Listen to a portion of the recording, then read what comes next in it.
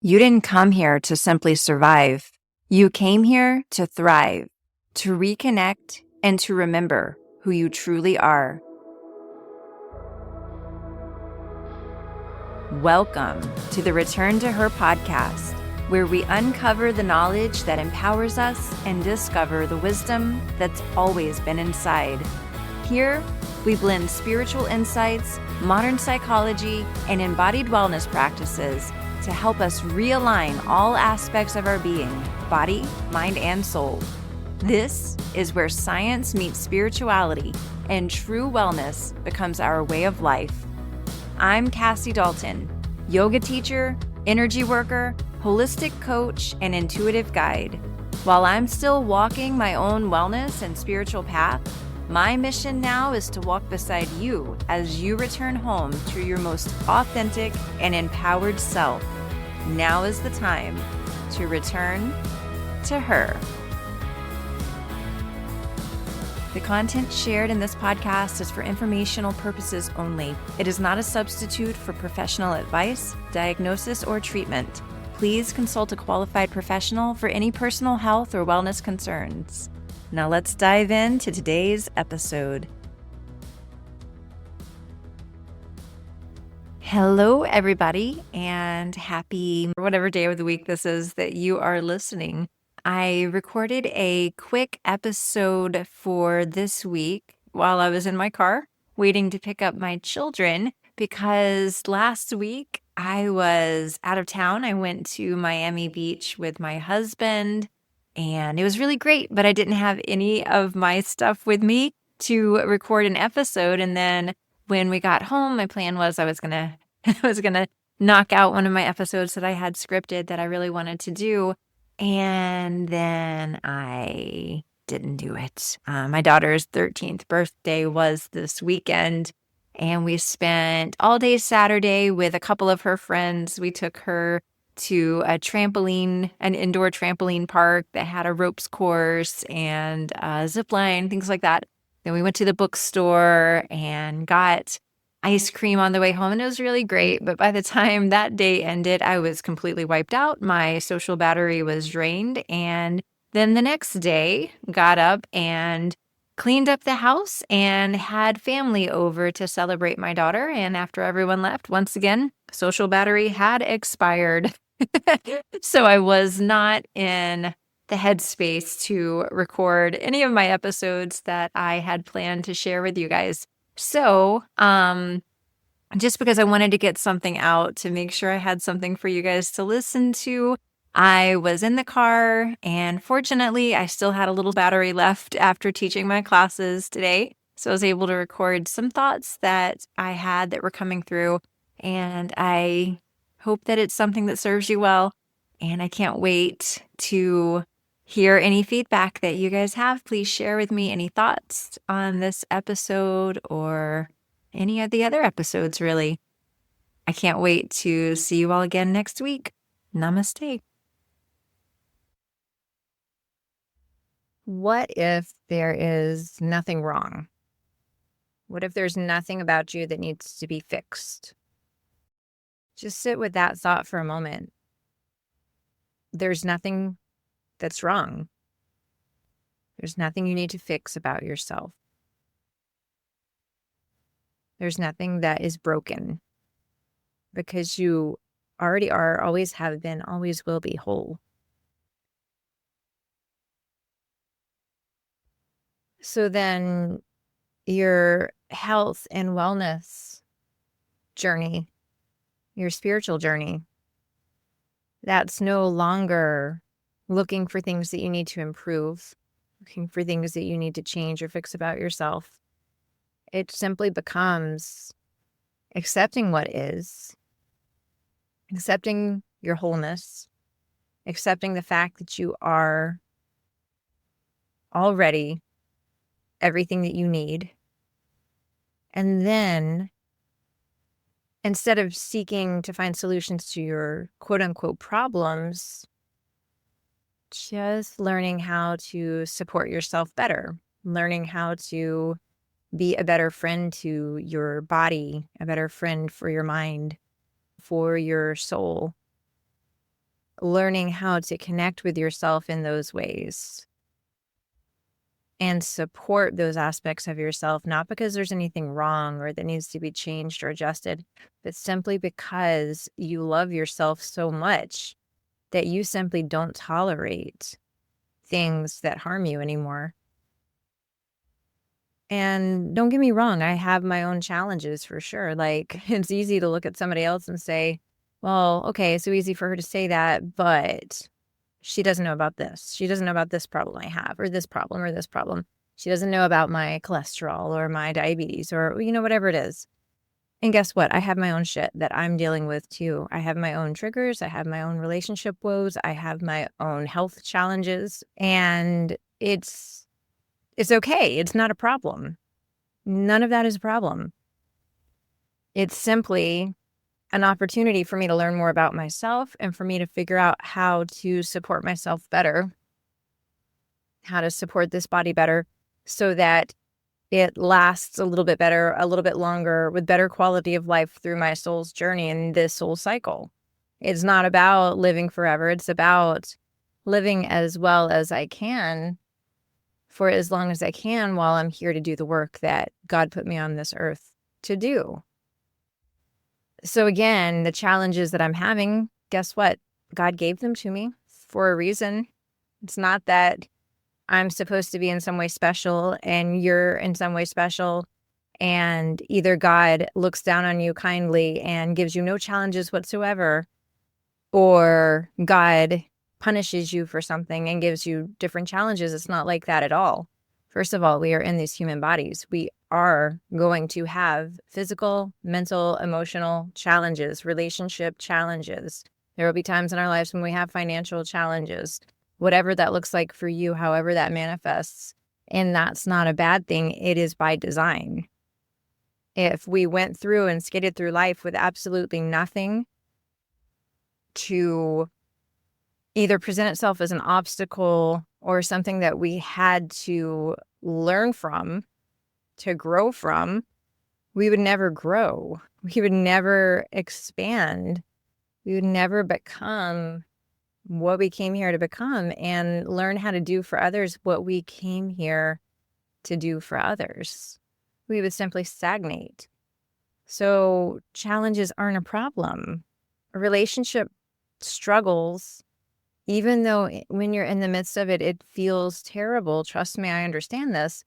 It's still not a problem. It's part of your soul's journey. It's part of your soul's evolution. And I dare say that it could very well be part of your soul's contract that it made with other souls before you even got here to experience these different relationship dynamics for certain reasons, so that you could understand what it meant to love yourself, to honor yourself, to treat yourself the way that you deserve to be treated, to not abandon yourself. We're here to learn these lessons, and our soul uses the situations and the people around us to help us learn and grow. So there is no problem. There's nothing wrong. I know my teacher, one time I asked him about, there's something happening. I remember what it was. There was a Hanuman statue being installed in his, in the temple that they are guardians of. And as it was being installed, and we all love Hanuman. He's just the best. He's just pure love and faith and devotion. If you look at the stories of Hanuman in Hindu tradition. But as Hanuman was being installed or being lifted up and getting ready to be moved, I asked him, "Are you happy?" And he just looked at me like dumbfounded, like, "I'm always happy. Like, this doesn't make me any happier than anything else." Even though that was a huge deal to have a statue of Hanuman now to care for, according to the tradition that they're in, that was a huge deal. And that would have made me so happy. But the point is, nothing can make you happy and nothing can make you unhappy unless you give it the power to. So his answer, "I'm always happy," was really significant in that way. And for me, it made me want to roll my eyes. I can't remember if I rolled my eyes in real life or not. I just remember like, golly, what a like cliche answer. But the more I thought about that, it's like, okay, yeah, he's always happy because he is his own locus of control. He doesn't go up and down. He maintains what they call stita pragnata, that steadiness, that equanimity. And no matter what comes to you, what comes in front of you, what you go through, it doesn't have the power to lift you up or bring you down, because you have that power within yourself based on how you respond to it and based on whether or not you're attaching something to it, whether you're attaching any sort of outcome or expectation or desire onto it. That's what makes us happy or unhappy. It's not the things, it's not the people. It is our attachment to those things, those people, and our expectations of how they should be or how we would like them to be. That's what I mean by attachment. We're attaching to how we would prefer them to be based on our own likes and dislikes. That's what makes us happy or unhappy. No matter what's going on in your life, it's an opportunity to check in with yourself. Are you allowing this thing, this person, this situation to control how you feel?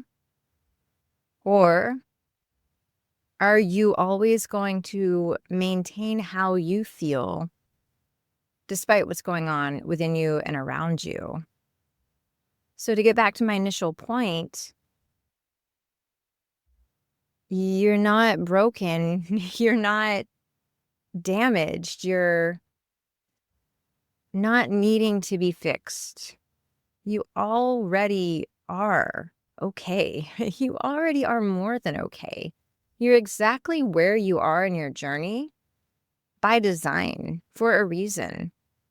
Because the choices that you've made up to this point, you have free will, but your soul, God, also puts decisions in front of you and puts obstacles in front of you to give you opportunities to learn the lessons that you're here to learn, to overcome the challenges that you're here to overcome and grow from.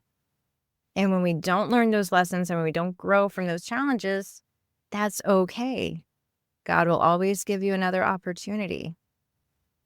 So even if you're in the midst of something that to you is really challenging, I'm not trying to discredit that. And like I said, I have my own things that I'm dealing with. So I understand how what I'm saying might feel. Because if I heard this a few years ago, someone saying these things, I, again, would probably roll my eyes and be like, yeah, but you don't understand what's going on in my life. You don't know what's going on with me. However, now there's a different understanding, a different awareness that's come in, at least for me, to say that, whatever's happening is okay. It is going to be okay. All manner of things will be okay because I'm already whole and I already have everything I need. I just now have the opportunity to learn more, to support myself, to learn more how to take care of this human body that we've been given, to learn more how to support my mind, to learn more how to maintain that stita pragnata so my emotions don't throw me all around. Sure, I still experience emotions, but they don't get to determine how I feel. They might come in and then I let them move through, but they don't determine my happiness, my peace, my bliss, my love. They don't affect that. They don't get to do that. No one, no thing, within or without, has the power to affect me unless I give it the power to affect me. So instead, my spiritual journey and my health and wellness journey are now all about just becoming my own best friend. What can I do to support myself better? When I make a mistake, when I eat the ice cream cake that I know causes blood sugar spikes, which I know increases my triglycerides and gets stored in different places in my body as cholesterol and as fat. when I do these things, I'm not mad at myself for doing them. I just understand, all right, well, yeah. So this addiction to sugar is still there. There's still stuff going on there that I can learn from. When these things happen now, I'm not mad. It's just, okay, well, what can I do to support myself a little bit better, a little bit differently, so that my quality of life is better in this physical body, because we are in these human bodies. We have to take care of them if we're going to do our soul's work. It's not that we're supposed to come here and only focus on the soul and ignore the fact that we are in a human body in a physical creation.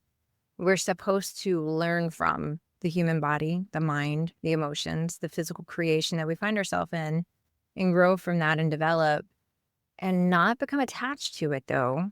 Like, the priority is still on the development of the soul, but we use these things to develop the soul further and become even more connected to God through this perspective of this physical existence and this physical creation.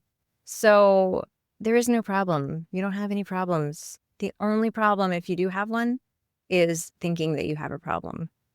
That's the only thing, perhaps, that needs to be shifted or changed or fixed, quote unquote fixed.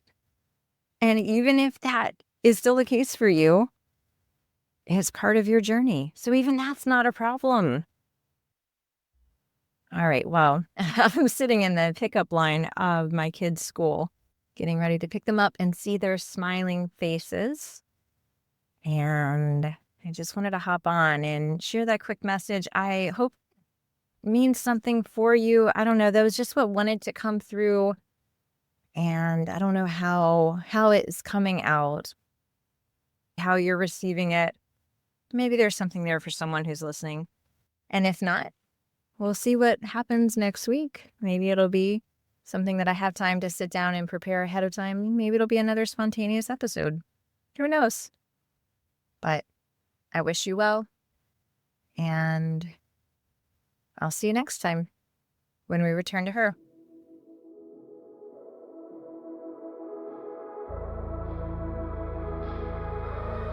If today's episode resonated with you, please subscribe to the mailing list and the show notes so that you never miss an update. And please also share this episode with someone else who might be ready to return home to herself. If you're finding value in this content and feel called to support the show with a small monthly donation, please click the link in the show notes. Your contribution will help offset the time, energy, and costs of producing this show, which will be a win-win for everyone. And if you're ready to dive deeper into this healing work with me, head on over to wholebeingjourney.com to explore ways that we can work together. Thanks again for listening, and I will see you all next week when we return to her.